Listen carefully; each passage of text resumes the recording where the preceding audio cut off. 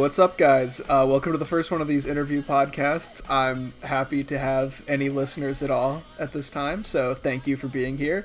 I'm here with the homie Zacarama. What what's up? How you doing, dog? I'm doing all right, hanging in there, living a sort of punk rocky, sort of rough life at the moment. I mean, I did just get hired to a new job, so that's kind of on the upside. But other than that, I've just been living on the lam essentially, except I'm not wanted by any sort of law enforcement. At least that I know of. I mean, I went through a background check for the job and they came back clean, so I think I'm good. You moved to New York from Florida recently, is that right? Yup. I am a Florida man in New York. New York. New York City?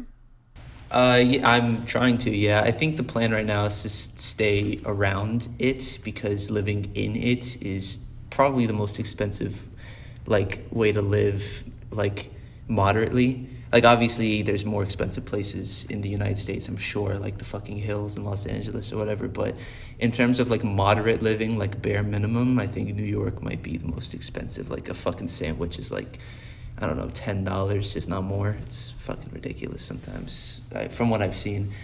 But yeah, New York City area, I guess, is the proper way to describe it. How you been enjoying it so far? I've been more at home than in Florida, that's for sure. Like, obviously, given my whole aesthetic choice and the messages I kind of preach about, like with like trash all over the streets of the city, I kind of feel like I belong. I blend in well. But also just from a philosophical standpoint, I guess is the way to put it. Because from like Florida, for those who have had the pleasure of not being there, it's pretty much just a giant country club where it's just a bunch of gentrification and prissy white people who probably haven't done a whole lot of struggle in their whole lives. So you come to a place like this and struggle is pretty much the daily. So, it's kind of weird to say, but my whole mentality is that negativity is good because it helps you learn and grow and whatnot. And let's just say New York City has a lot of potential for learning and growth. So you have a very strong aesthetic. You're very into trash and garbage. Is Oscar the Grouch a Mhm. big inspiration?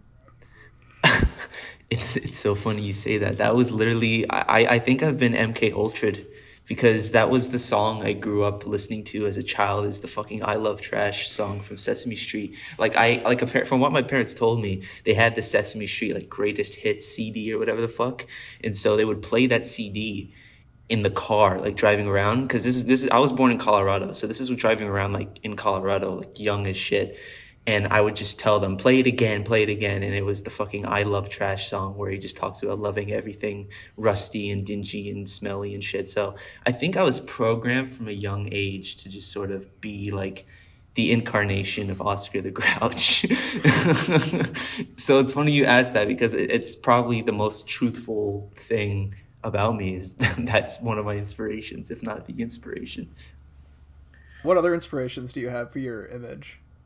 Um, I think overall, I think I get a lot of inspiration from like corporate marketing and like branding with capitalist imagery because a lot of it has to do with theming and subtle symbology and psychological little nuances.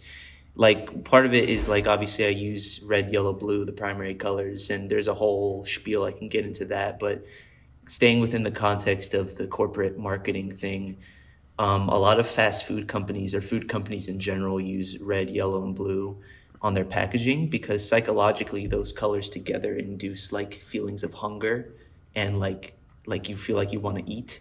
So that's why McDonald's is red and yellow. That's why Wendy's is red and yellow. That's why Burger King is red, yellow, blue. All the fast food spots are red and yellow and blue because those colors like trick your mind into wanting to eat.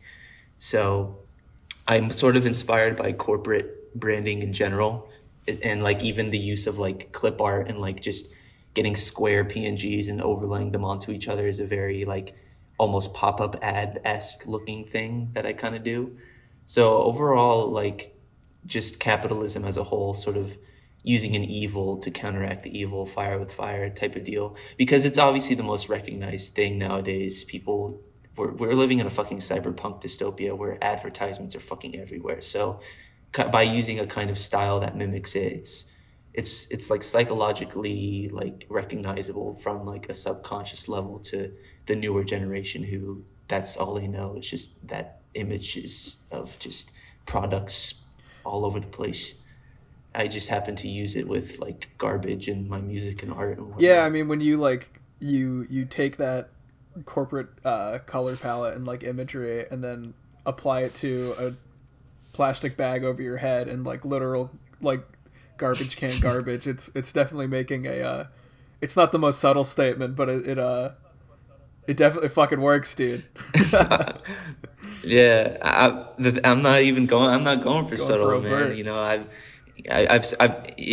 I've really been sort of shifted in my mentality about art. When I first started doing this in like, I started making music like 5 years ago, like wanting to do it seriously. But it wasn't until 2021 during like, the A2B2 days where I like started really like taking myself seriously. But even then, it was more like I just want to express myself and make music because it's fun and cool and everyone's doing it.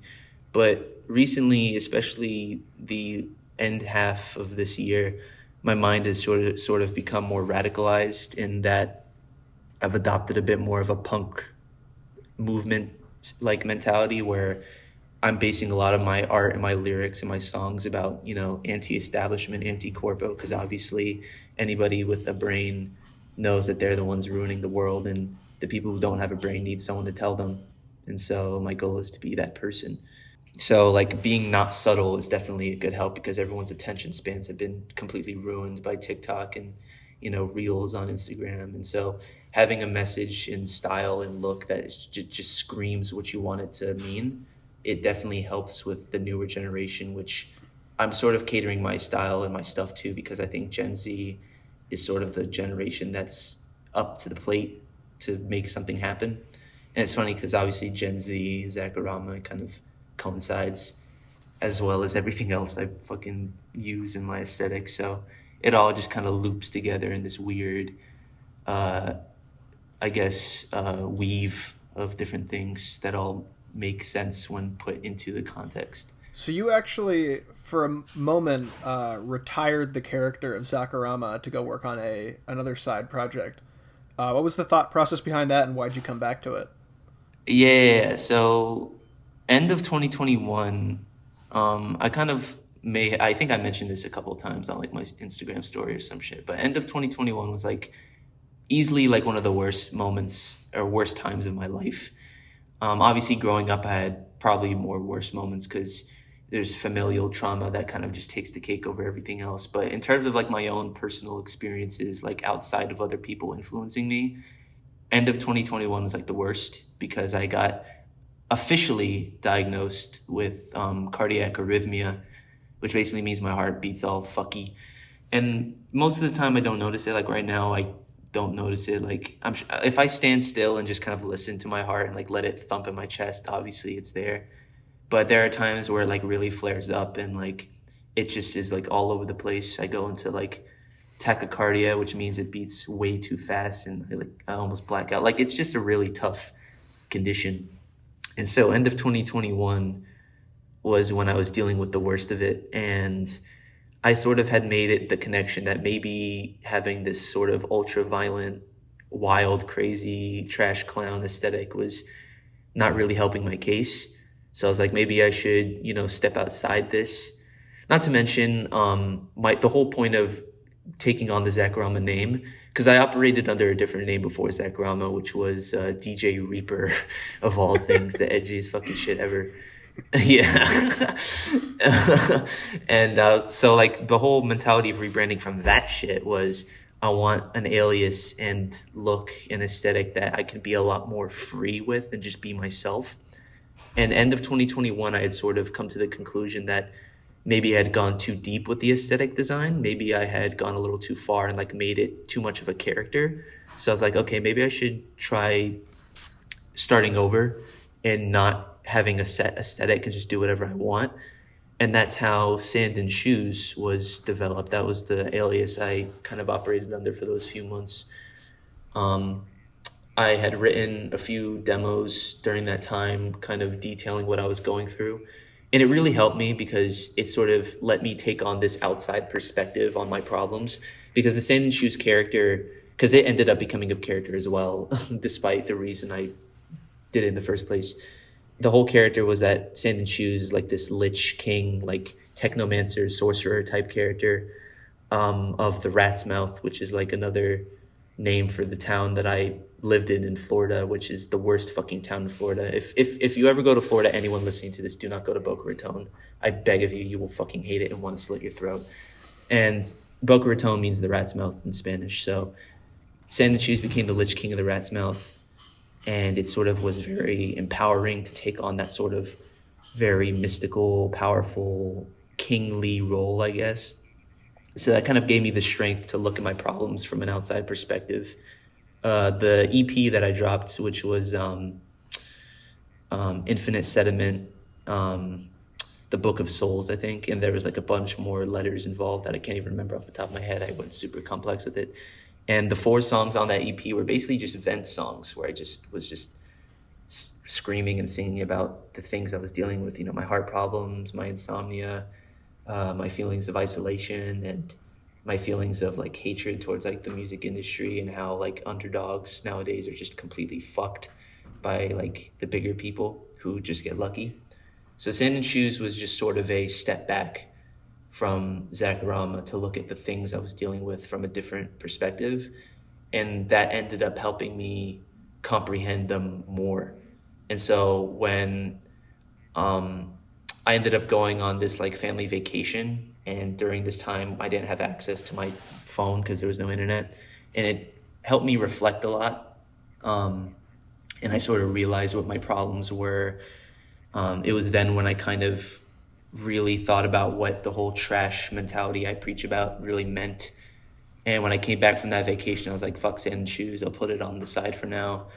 I gotta bring Zacarama back, because I genuinely felt at the time that this is what I need to do, and I still feel that way. I think not only me, but I think other people need Zacarama as well. And I don't say that out of ego, because I try not to have a massive ego, but it's not so much I think people need me specifically. I just think people need more people to step up and be that sort of outward, non-subversive messenger. And it doesn't even have to be me, but as long as I have the desire to do it and the will to do it, then it might as well be me. So Sand and Shoes kind of helped me come to that conclusion.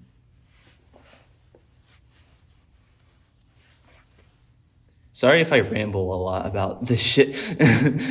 No, dude, you're fucking giving amazing answers, dude. You like have no worries at all. So, Zacarama, like, is it Zach or is it Zacarama? It's I've always Zacarama. said Zacarama. Like the name Zach, because my real name is Zach. Yeah. And like, it's funny because multiple people have pronounced it weird names. You know Goblin, right? Goblin can dance. Yeah. He pronounces it Zacarama, like he rolls the R. and it's funny. I obviously let him do it because I have a little bit of a Hispanic heritage in me, so the rolling R is a little. I'm comfortable with that. If you roll your R's and you speak Spanish and you want to roll the R in Zacarama, then go right ahead. But it is Zacarama. But yeah, so Zacarama is kind of it is a character. You don't show your face in your work or in your performances. You have that plastic bag over your head, one of which I have framed on the wall behind me, actually. Yeah, because you got the CD. Yeah, the CD celebrating me quitting, only to not quit. I had to have it. Were you inspired by like any other artists to like do the kind of anonymous, not anonymous, but like the masked look? I know you're a big Slipknot guy. Is that like a Slipknot thing? Yeah, for sure. Yeah, Slipknot is probably my biggest inspiration in terms of fellow musicians are concerned. But even before I discovered Slipknot, the concept of masks had always kind of intrigued me ever since before I even took music as even a thing I could do professionally. I just liked wearing masks because I thought they were cool and I felt comfortable in them. Because growing up, I kind of had a sort of experience being raised like like I wasn't around a lot of the same people growing up. I was around people, but it was different faces every single year because I moved around a lot. And so I kind of didn't grow up being able to really converse well. So having something that hides my face sort of helps me step inside my own shell, like I'm almost talking to myself. That's how it started. It's not so much that these days, I mean, I still have communication issues, but the mask thing has a different thing now. But going back to like the earliest days, when I first started really wanting to do the music thing, um, I operated under the name DJ Zayden, and good luck finding any of the things that I did because they're probably all gone, and I did practically zero while under that name. All I did was I just like went on my DJ controller that my aunt had got me because I had told her, hey, I want to be a DJ. She got me like a controller, like a DJ controller, and all I did was I just sped up the fucking tunes to make like nightcore on the fucking DJ controller. That's all I did. And after realizing that, I had sort of quit and like did something else until I started music again. That's when DJ Reaper started, back to that name. But no, for the DJ Zayden thing, I was wearing a mask for that too. And that was before I even knew how to make music in general. It was this like dollar store, I don't know, like sci-fi spaceman mask, I guess. I have a different version of the same mold. Like it's the mask that I had, but it's not like all white like the original was. The one I have is like a green. It's the same like mask, but it's a different paint job.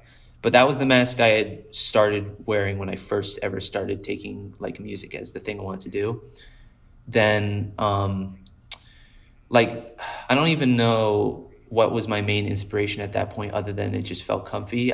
I think at the time, I'm trying to think because I don't think any of the artists I was listening to at that point were particularly masked. Maybe it was Daft Punk because I'd been really into this one song by Daft Punk from the Tron soundtrack at the time. Derez, for those curious, it's the fucking best Daft Punk song ever. I don't care. But no, at that point it was just sort of something I wanted to do. Fast forward to DJ Reaper, I had sort of gotten a lot more creative with it. It was a skull like fishing buff, and I had these like light up glasses you could program like designs into. And that was inspired by the game Watch Dogs 2 because there's a character named Wrench that has a mask that has like light up eyes that were exactly the designs that I used. And so I had those glasses, the skull like fishing mask. I had a hoodie with the hood up and then headphones over it, and that was DJ Reaper essentially. And that was heavily inspired by artists like Tokyo Machine, who's a Monster Cat artist, because that was my music taste growing up, was just EDM, like Monster Cat, like gaming video, like intros and outros. Yeah, when I was younger, I like the shit I would listen to was classic rock that like my dad was into, and then like fucking Monster Cat like drum and bass covers of like Kirby music. Exactly. I was heavy into like electro house and like dubstep and shit like that. And so artists like Tokyo Machine were definitely the biggest influence. At the time, I was a Marshmello fan. I still fucking cringe at that fact. I fucking hate Marshmello now. He's a fucking leech. But yeah, him, Deadmau5 was up there because I like Deadmau5. Even to this day, I'm not the biggest fan, but I still listen to a few of his tracks. But just EDM artists, and I think EDM was like, because there's a lot of artists who use masks in that whole realm. So that's kind of the inspiration I got for that. And that was what I was doing, the DJ Reaper stuff. And then when I rebranded into Zacarama, I had switched to this like panda Halloween mask. And it was like, it's this really big, I still have like pictures of it, and I still do. I have all the masks I've collected. They're in storage right now. But it was this like panda like mask that was like massive, and it has like animatronics in it where if you open your mouth, the panda's mouth opens and it's like bloody teeth. Like I've deleted all the old posts off my Instagram that had all that, but I'm sure there's pictures somewhere. But that was the mask I had worn when I first rebranded into Zacarama, and I still had that EDM mentality. And at that point, Deadmau5 was the biggest inspiration because the fucking panda head's about as big. It's this big fat fucking thing sitting on the top of my head. So when I first rebranded to Zacarama, the mask was Deadmau5 inspired and Marshmello inspired, unfortunately. Then after that is when I discovered Slipknot.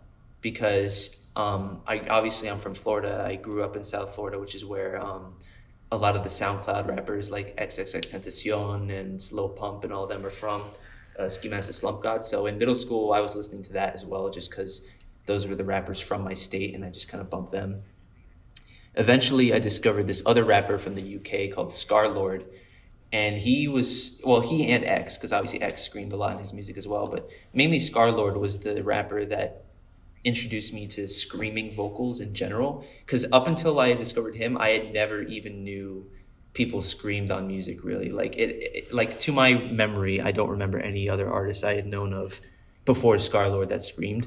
So I got really into him because obviously he's a rapper, and so I sort of drew a similarity between him and the SoundCloud rappers I had listened to.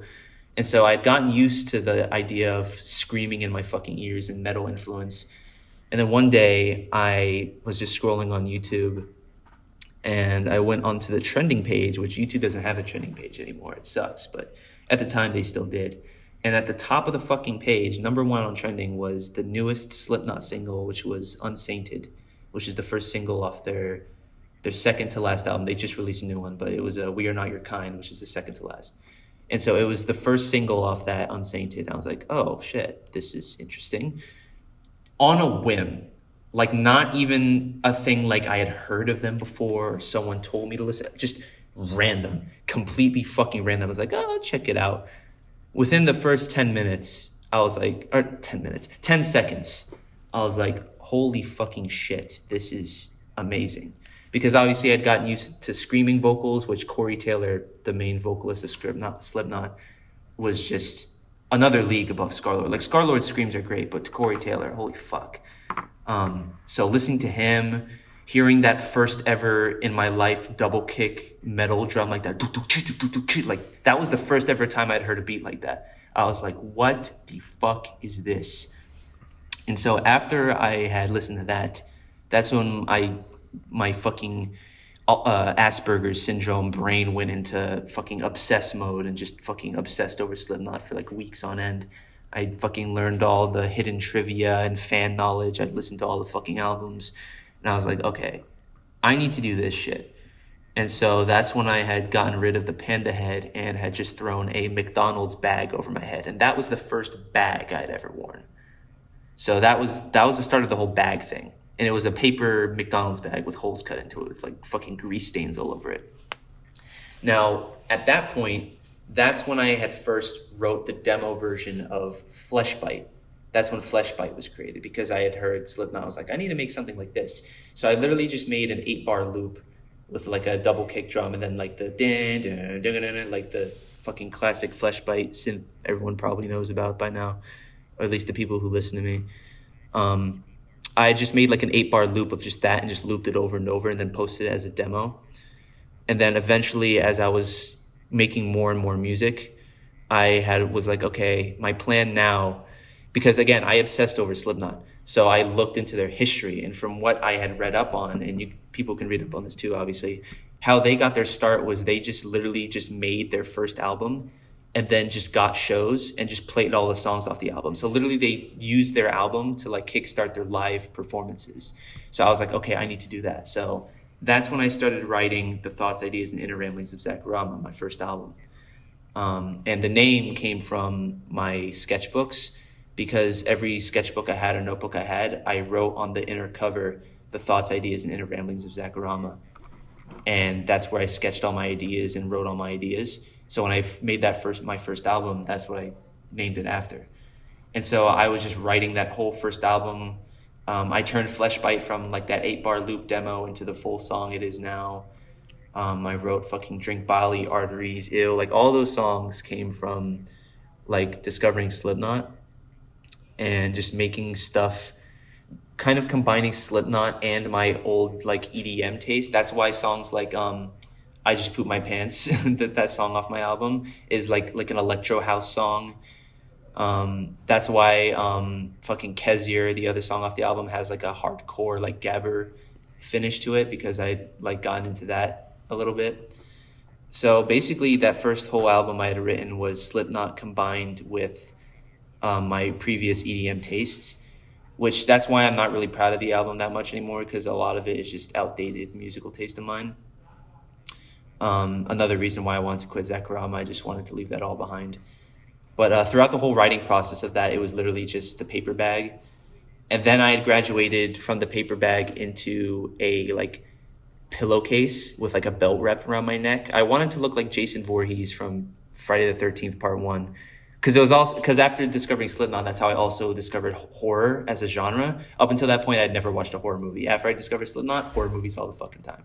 So Slipknot sort of really like made me into the person I am today. So that's how I discovered horror. Watched Friday the 13th, was like, I need to look like Jason, so I did the pillowcase mask. People pointed out I looked like a fucking Klan member, so I was like, shit, fuck, I need to do something else. And I was just experimenting. I had just gotten a fucking plastic bag from, I think it was some convenience store. I was like, why don't I do what I did with the paper bag, but with this? And this was in a hotel room like I am now. At the time, I did not have a house. I was living in a hotel just like now.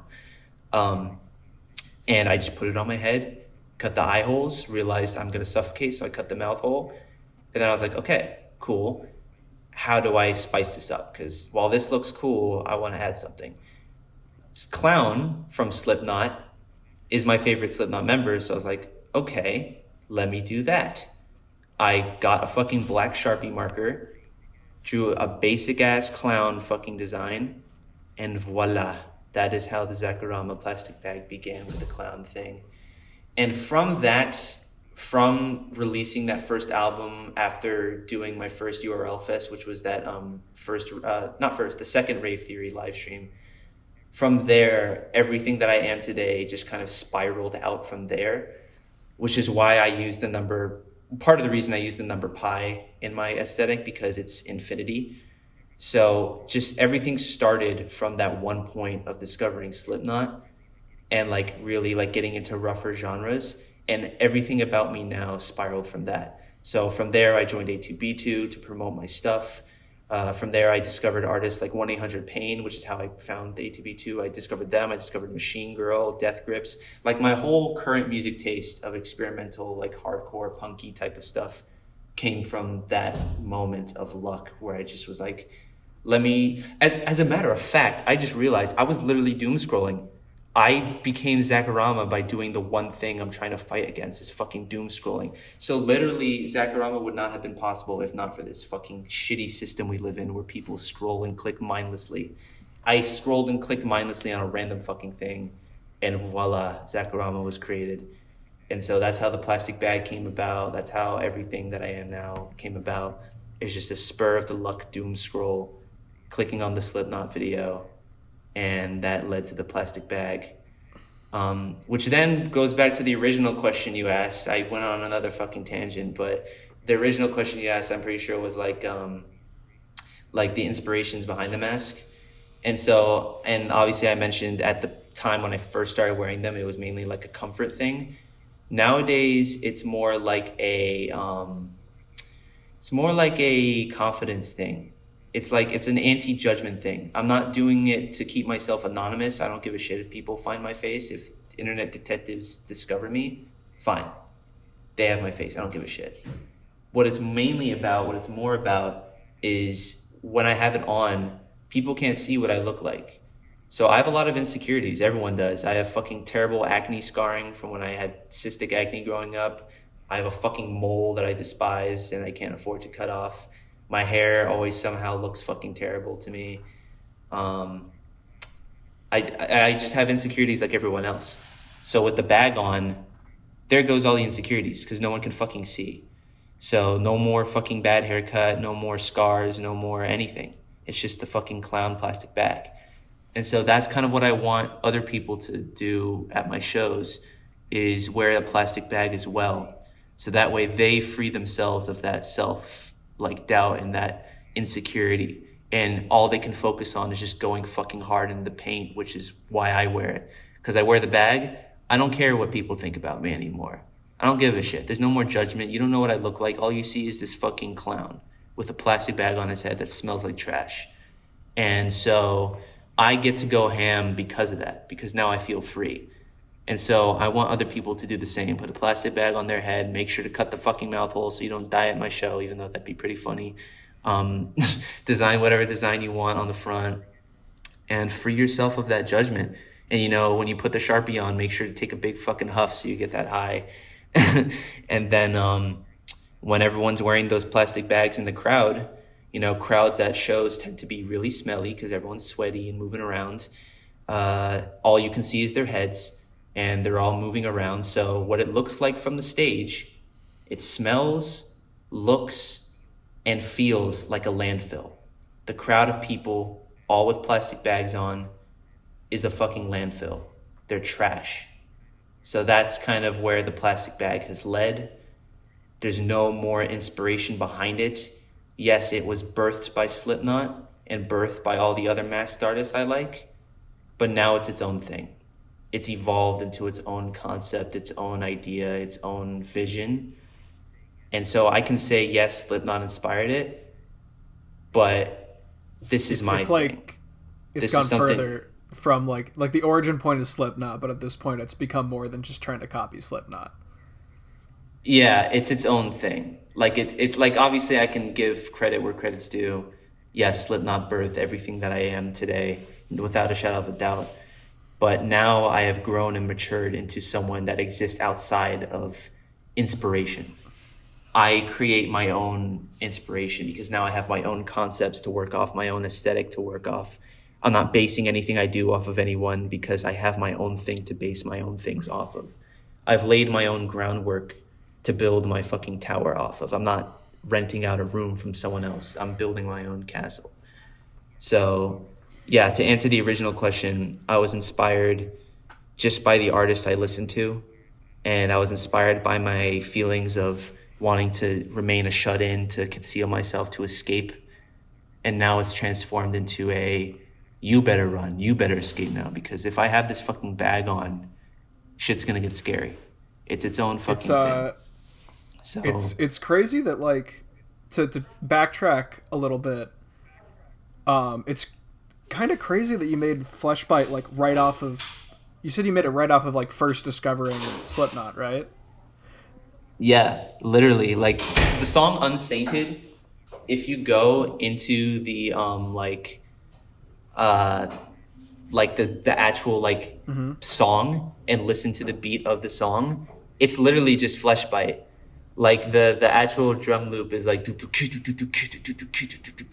and that's literally the drum loop of Unsainted, which is the song I had listened to.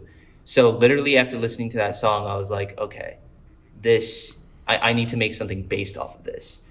And so on a whim, I had just made the drum loop first, and I was like, okay, obviously I need to have something over it. I don't own a guitar yet. I don't know how to play the guitar. How am I going to do this? So I had sort of used my EDM synth knowledge to whip up this like synth guitar thing, which is the Fleshbite synth that's in the song. And it was just an 8-bar loop of just that synth and then the drum loop under it. And then when I had started writing the album, I was like, okay, I need to turn this into a full song. And I was like, okay, this can't be a metal song if I'm not screaming over it. So I went into the car in the parking lot of my old job, and literally I still cringe when I listen to the original Fleshbite because my screaming technique was god-awful. I had no clue what I was doing. I had not done a lick of practice. I was just screaming from my throat. And it was just, like, listening back, it's terrible. But I'm sure to, like, the naked ear or to people who like the whole, like, sort of bad, it's good aesthetic of songs, it sounds okay. But, like, now my technique is obviously majorly improved. But back then, it was like when I wrote Fleshbite, it was just basing it off of Slipknot, essentially. I was just copying it. Equally important to, maybe not equally, but like pretty important next to the sound of your music is like the live performance aspect of your music. The first time I had heard of you was from, I think, one of the like A2B2 online festivals. You had a live set in there where you were like in the shower screaming, and then you were like banging on like some like pots and pans on like the floor. Yeah. So I think what that was, the pots and pans on the floor, that was Sunset Fest, wasn't that? Yeah, Sunset Fest I think was like the first time I had like actually seen anything of yours. Oh, maybe. Word. Yeah, that whole set was pretty nice. Fun fact, that was still when I was heavily dealing with my arrhythmia, that like the chronic illness that I have. And so during the first take of that, like my first plan was to just record the whole thing in one take. Try doing that after the first song, I literally blacked out. I sat down after recording the first song. I went into tachycardia, not tachycardia. Oh wait, yeah, tachycardia. That's when the heart speeds up. I sat down. My heart went into fucking overdrive, just as fast as humanly possible. And I stood up like, holy shit, what is happening to me? And I went blank. I blacked out. But thankfully, it wasn't a total blackout because I had caught myself in the door frame of my bathroom, which was in my like bedroom. If I had not been cognitive enough to catch myself, I would have gone teeth first into my toilet. No, no question. I was direct, like targeted onto that fucking toilet bowl, and it's a nasty toilet bowl. It's got fucking piss stains. It's got like it was disgusting. So if I would have knocked out all of my teeth, and then all of that got into the wounds, and I would have gotten a terrible ass infection and died, I mean, it would have been gnarly. I would have loved to go out that way, but obviously, I would not have been able to release the trash anthem and all the stuff I have now if I had died back then. But at least I would have died doing something pretty cool. But yeah, that was a little fun fact about that whole set is I almost fucking blacked out. Well, did black out. But then afterwards, I just recorded it one at a time. I made sure to get a good night's rest, ate good, and I ended up cranking it out. You did like a live set in front of an audience recently that I saw you posting on Instagram. How'd that go, and how is doing like in-person stuff like that with your heart condition? It was without a doubt beyond compare. Like it was just 10 times better. I'm not going to complain too much because obviously it was the most insane opportunity ever. I could never in a million years have imagined to have gotten it like I did. There was just a lot of technical difficulties because the original venue we were planning on doing was like this little DIY spot which got fucking narked. The cops came and shut it down. So we had to really like quickly improvise at this like thankfully understanding venue next door.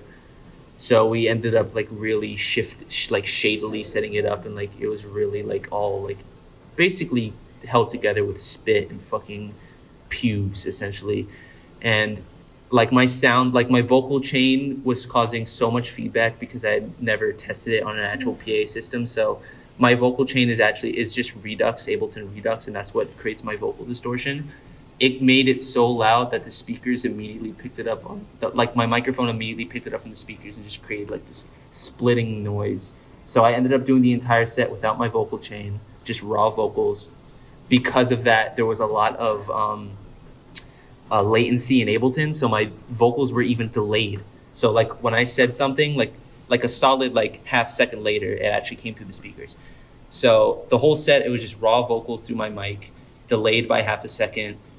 My time was cut because I was supposed to go on for like 15 minutes, but I had to get off at like in 10, not even 50. I think I was supposed to go on for 20. And then I ended up having to get cut down to 10 or like even 9. It wasn't even that long. But again, I don't want to complain too much because it was just honestly one of the best nights of my life. Being able to open for fucking KFC Murder Chicks of all fucking They're so people. sick. And so sick, and they're all incredibly nice people. Big shout out to Buzzard Mother Joey, who's like one of my good friends now. He's the one who set me up with them because he's their guitarist. I met him through another one of the URL fests I did, and we just were homies, like just bare basic homies. Then I come to find out that he like does the guitars for KFC Murder Chicks on their live shows, and then a little while later we were talking and he was like, oh yeah, they might want to do shows for the new album. I was like, yo, I want to fucking open, like could we set that up? And he was like, dude, fuck yeah, I can. And DJ Roswell, who's like one of the main people, it's DJ Roswell and Ash Festal, they're the main like masterminds of KFC Murder Chicks. So he's the one who so Joey put me in touch with DJ Roswell, and DJ Roswell is one of the nicest dudes I've ever fucking met. He is such a fucking sweetheart. And so we linked up, we started talking. He was like, yeah, dude, your shit is fucking awesome. Let's fucking do this. Our plan was to hop on a bill with someone, and we were just asking around for people. We got in touch with like a bunch of big names here in New York, like Coin, who runs Death by Sheep, which is like the drum and bass hardcore like breakcore label that I think Union Jacks is with, and Subaru. We also talked with Sweet, who's like good friends with Machine Girl and like all the bigger New York acts here. We got in touch with a bunch of people trying to find a spot. And then I actually remembered that my good friend and other A2B2 community member at the time, Domino, was planning on doing a show in New York with his friends, Televangelist and Lilith and Jehovah's Princess, which were also all at the show.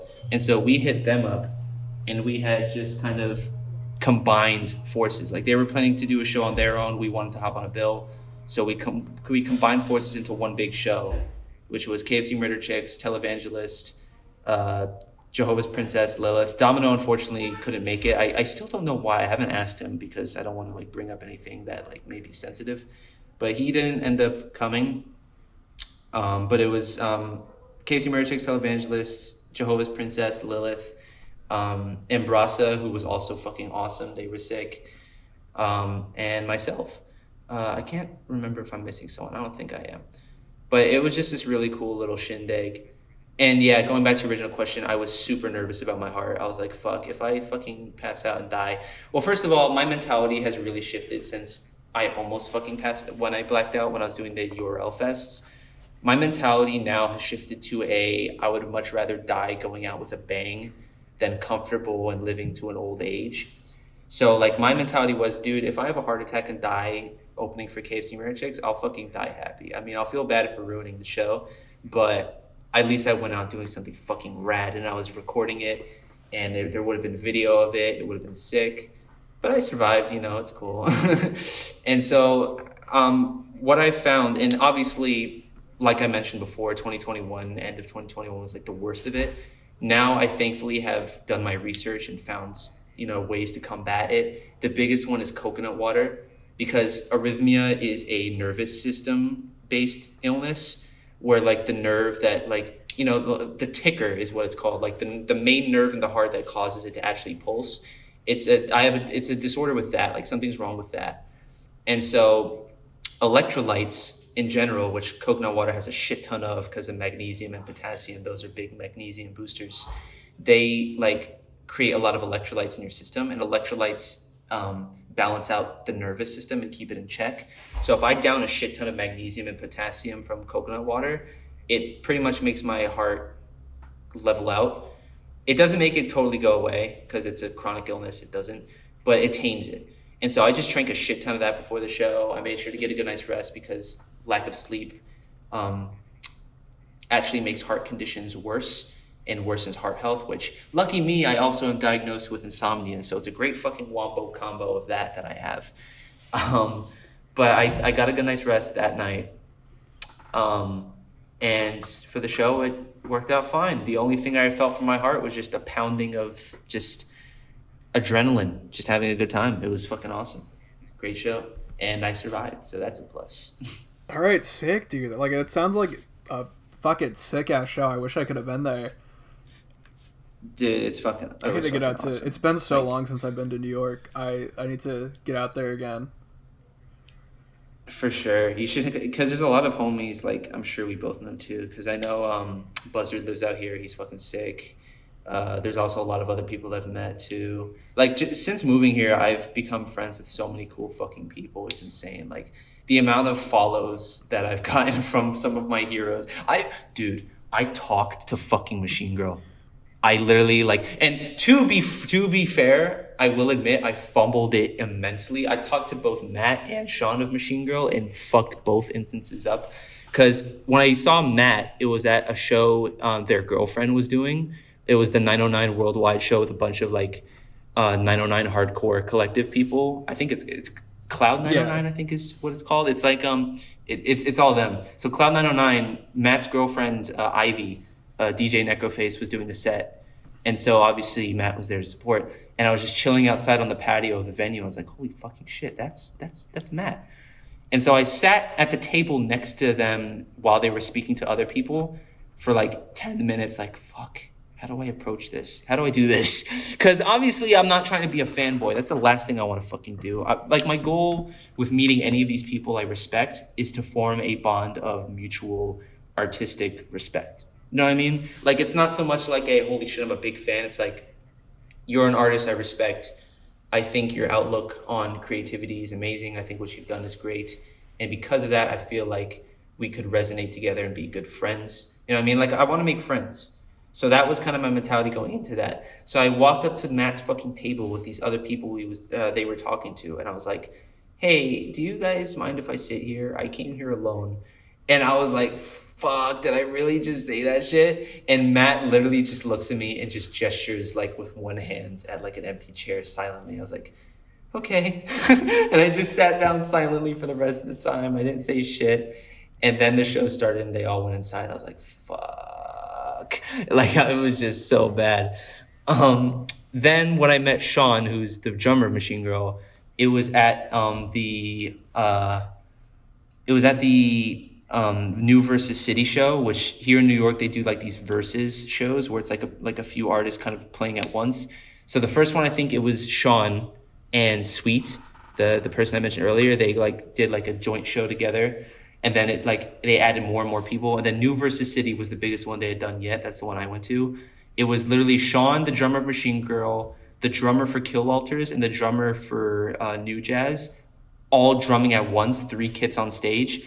And it was Matt doing vocals, it was Sweet doing vocals, it was Bonnie from Kill Alters doing vocals, it was Sean, How I Quit Ketamine doing vocals. Like it was like a shit ton of vocalists. Dream Crusher was doing vocals. Like it was just a bunch of people going all at once, and it was a fucking rager. It was insane. And the opening sets were cool too. They had like versus sets where it was like my homie Coin was like versing off against Rugi Ruggs, who's another great artist. It was like 2 artists versing each other. Sean's girlfriend, now fiance, versed this really cool noise artist. I forget their name, but it was just a bunch of artists like versing each other like in musical mayhem. It was sick. And I saw Sean in the crowd, and I was like, yo, Sean, I don't know if you remember this, but I DM'd you after your show in Miami. I had gotten like, you threw your like towel that you used to wipe your shoes off into the crowd, and I got it. And obviously in my mind, I was like, oh, that's like, you know, he threw it into the crowd. That was his intention, like for someone to grab it, I guess. But Sean literally like looks at me and goes, you should probably throw that out. I was like, oh. He's like, yeah, you should like burn it or throw it out. I was like, okay. And I was like, okay. And then he's like, I gotta go find my girlfriend. And I was like, okay. And he just walked away. And I was like, fuck. I got Machine Girl tickets for December. I'm pretty hyped, but that's fucking... Oh, no, they're great. I love them. They're one of my biggest fucking... I'm one of their biggest fans. Charter opened for them for Night of Fire 2, and he said he had nothing but good to say about them. Yeah, Charter fucking met Matt and Sean. They were chill. Like, I still have a picture on my phone because me, him, and a bunch of other people were in a band together, and we were in the group chat together. And Domino and Charter were both in the band, so they both like. And Domino opened in Night of Fire as well, so they were both chatting in the group chat like, "Yo, this is fucking crazy." So Charter literally like sneakily takes a picture of the side of like his leg, like his knee, and over the horizon of his knee is just Matt just sitting like chilling. And I have that screenshot in my phone somewhere because I was like, no fucking way are you sitting like on a couch with fucking Matt and Sean. Fanboy shit. That's so sick. Yeah, I know, because at the time it was like completely not in my mind that I would ever meet these people. But now that I'm in New York, I'm like, shit, now I actually can like, you know, be here network and be amongst these crazy ass cool people. Yeah, network, exactly. So at the time I was like, no fucking way. And then Domino's fucking in chat like, yo, I just met Andy Morin, I just met fucking Death Insurance, I met Lustig Puppy. I was like, what the fuck? What is happening? Like, I was happy for them. I was like, no fucking way. Like, I was fanboying for them.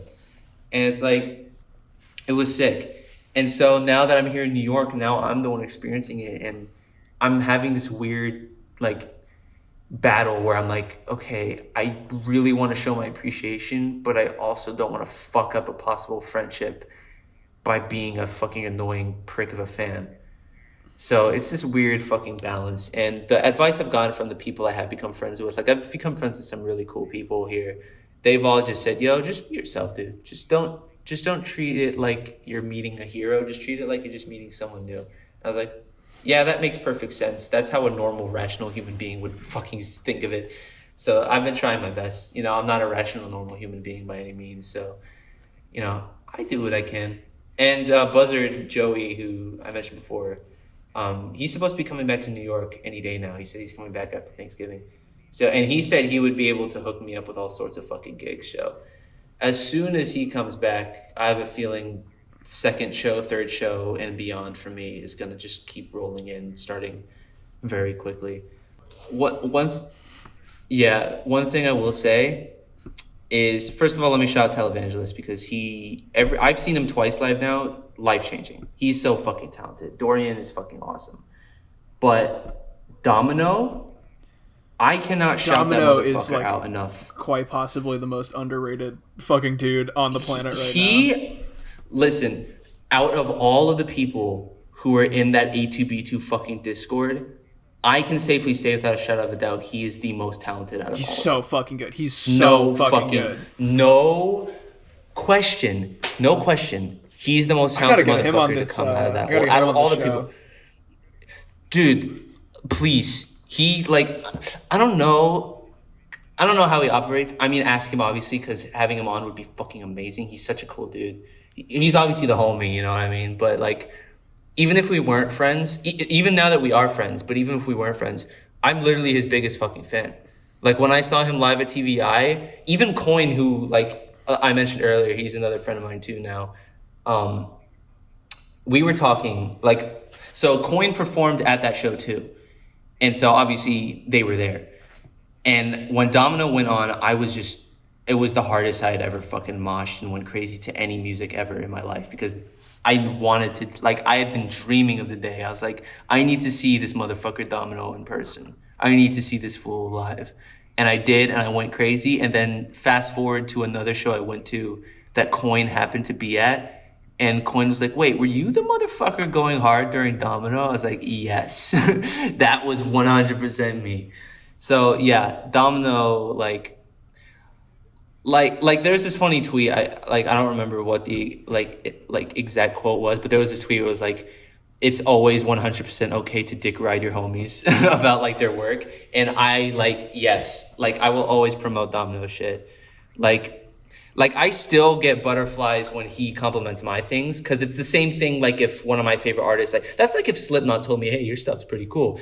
I would freak the fuck out. So, like, when someone as amazing as Domino, like, says, yo, your shit's tight, and obviously he's saying it as a friend, but, like, because I also just appreciate the fuck out of him as an artist, like, to get that kind of recognition, not just from a good friend, but also from someone I respect heavily, that's the kind of shit I'm talking about when I say I want to have friendships built on respect here.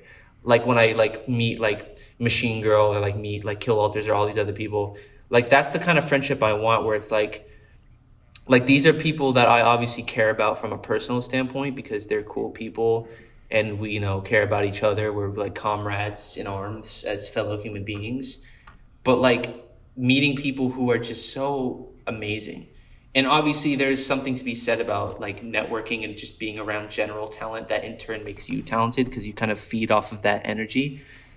So, like, yeah, dude, like, after I released my most recent single, Domino hit me up like, yo, dude, that shit was tight. Obviously I was like, yo, thanks, bro, like, as, like, a homie, but inside I was like, what?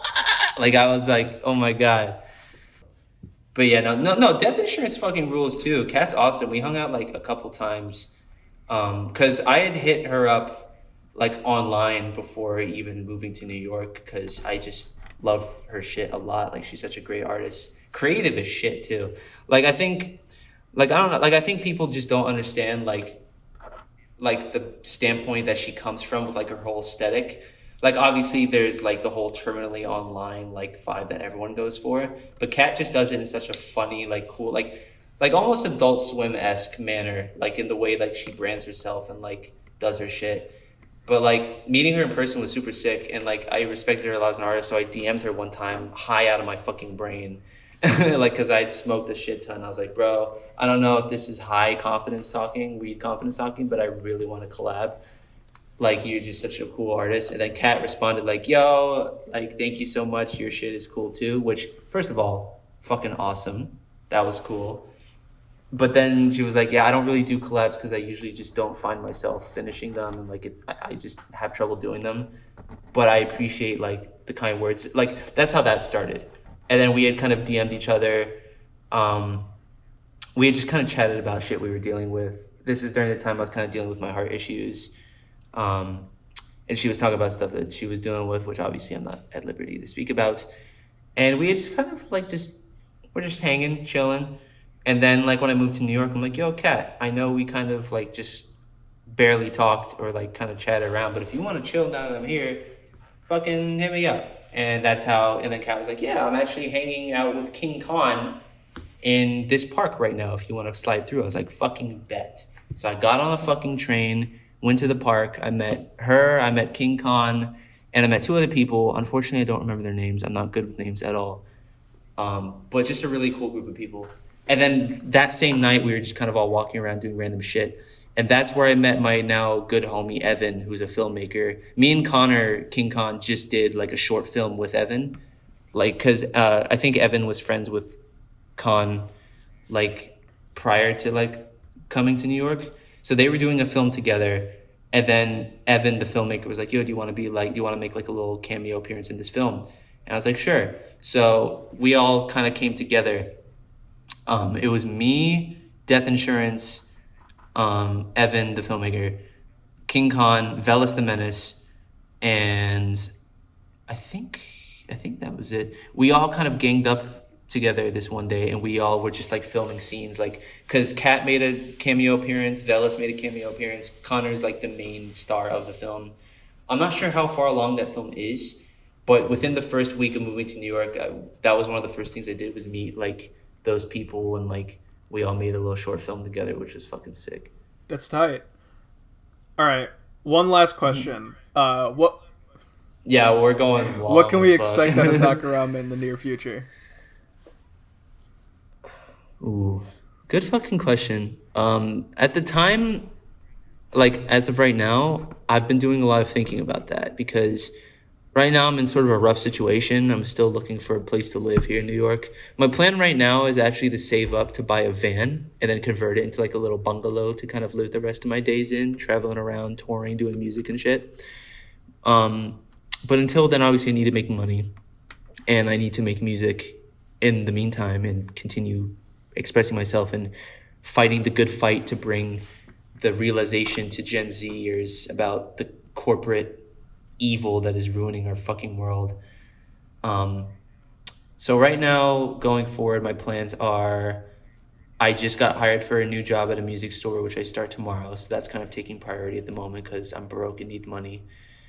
I also am working on a third single since coming back. The Trash Anthem was the first single I uploaded since like returning to Zacarama.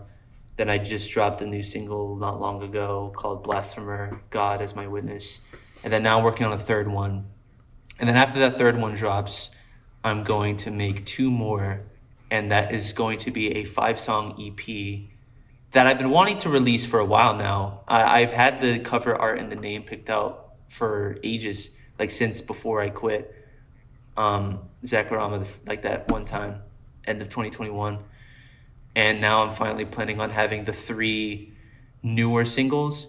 Because the singles I had like the music I had uploaded prior to like leaving to do Sand and Shoes for that little while, like I like the like few singles I did upload. Like I Don't Cry, I Scream is one of my favorite songs I made, and it's one of the songs I performed during the show with KFC Murder Chicks. I made a remix of fucking Fortnite Balls by Kanye East. I had another single called All I Hear Is Clown Noise. And all the songs I had made prior to quitting, to this day I still kind of feel iffy about because I was still trying to figure out my sound. But now I finally know what my sound is, which is definitely like noise rock, like noise in general, metal, but basically just noise. I've been incorporating a lot more noise elements in my sound going forward. Like I don't use synthesizers anymore that much. I use a lot of samples because obviously I'm a sample-based musician. I don't really record my own thing. I play guitar now. You know, when I first made Fleshbite, the first ever song, that Fleshbite was the first song I ever made that is still holds up with my current style. And that obviously I did not know how to play guitar at that point. I do now. I can play guitar. So in the past, like since coming back to Zacarama, that first track I released, the Trash Anthem, that was me playing the guitar in that. So since coming back to Zacarama, I feel like I've finally found my musical style.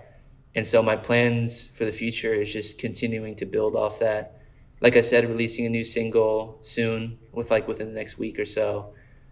Gonna drop an EP with CDs and physicals. I'm doing physicals because I need to make money, and I like to do physicals because they're sick. So EP with physicals. I'm gonna do a little t-shirt drop with it as well. So yeah, and then other than that, just trying to get more gigs, trying to perform. Because I think out of everything I do, whether it's producing music, whether it's making visual art, whether it's fucking skateboarding, which I want to do more of, like with my Zacarama stuff, I want to do a skate part eventually. Like out of all the things I do as Zacarama, out of everything that has spiraled out of discovering Slipknot and transforming me into who I am today, out of all the things I have become, I think performer is the one I can safely say I am, truthfully. Like, I can say I'm a musician, I can say I'm a visual artist, I can say I'm a DJ, but I think out of everything I do, being a live performer is the one I think I am the most comfortable saying, yeah, that's what I do. I'm a live performer. So, future Zacarama stuff really is just that. I want to do as much live performances as possible. I want to spread my fucking message, which is fucking, this world has been ruined by greed. It's been ruined by fucking malicious hedonism by these corporate entities who've gotten too big, who've gotten too large with their funds and their egos and their materialistic goals and their desires, to the point where they treat us like filth, they treat us like trash, they toss us around, they throw us out, they try to recycle us, and if we don't do our fucking jobs, they cast us out and throw us into the fucking landfill. And so my message is just, I want to spread to the fucking younger generation, the Gen Z, my generation, that we can't let ourselves be treated like trash anymore. We need to rise up. We need to embrace the fucking trash, embrace the shit that we're going through. Pain and suffering and awful shit is how you grow as a human. It's how you become more powerful. So instead of sitting in your room, doom scrolling, fucking jerking off, fucking doing whatever you do to numb the pain, it's not going to fix anything. The world is staying the massive fucking landfill it is. And the biggest fucking landfill in the world at one point was the Fresh Kills landfill in Staten Island, New York, which is where I'm at now. That landfill was the biggest landfill filled with disgusting filth for like ever. But then one day they decided to clear all of it out, and now it is a fucking nature park. That is what we need to do.